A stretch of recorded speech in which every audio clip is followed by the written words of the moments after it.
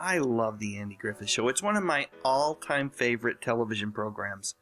And it was those early episodes during the first 5 seasons of the show, before it transitioned to color, that really are so very dear to my heart. This video is about a story that Ron Howard shared in his new book that he co-authored with his brother Clint called The Boys.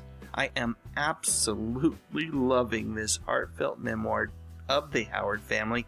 So what was the TV show that Ron appeared in that made him feel so absolutely horrible? Well, the good news is it wasn't The Andy Griffith Show or even Happy Days. However, it was another show.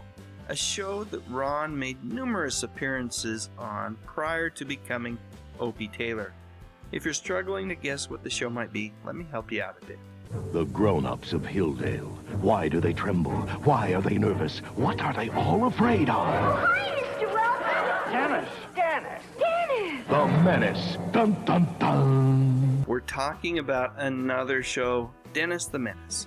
And during that first season of the show, Ron played one of Dennis's friends.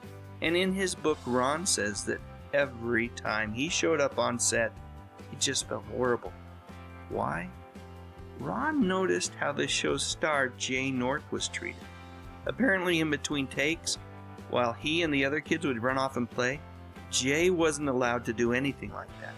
Instead, as soon as the camera stopped rolling, he was taken directly to a chair where the show's makeup team would work on his hair. It was the cowlick on the back of his head that required significant attention after each take, and once it was put in place, Jay wasn't allowed to move. Instead, he would have to sit there motionless, and a family member would rehearse lines with him. Ron could tell that Jay was miserable, and he felt horrible for him. In a 2017 article in Closer magazine, Jay recalled just how bad things got for him. And in that article, Jay said that he was also physically abused by an aunt whenever he would get a line wrong.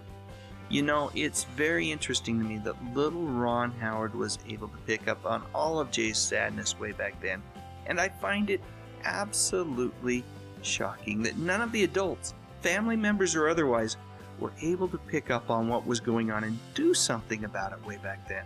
The tragedy is that Jay didn't have a protector the way that Ron and Clint Howard did. From what I can tell reading the book so far, their father, Rance, would never have allowed something like that to happen to either of his boys.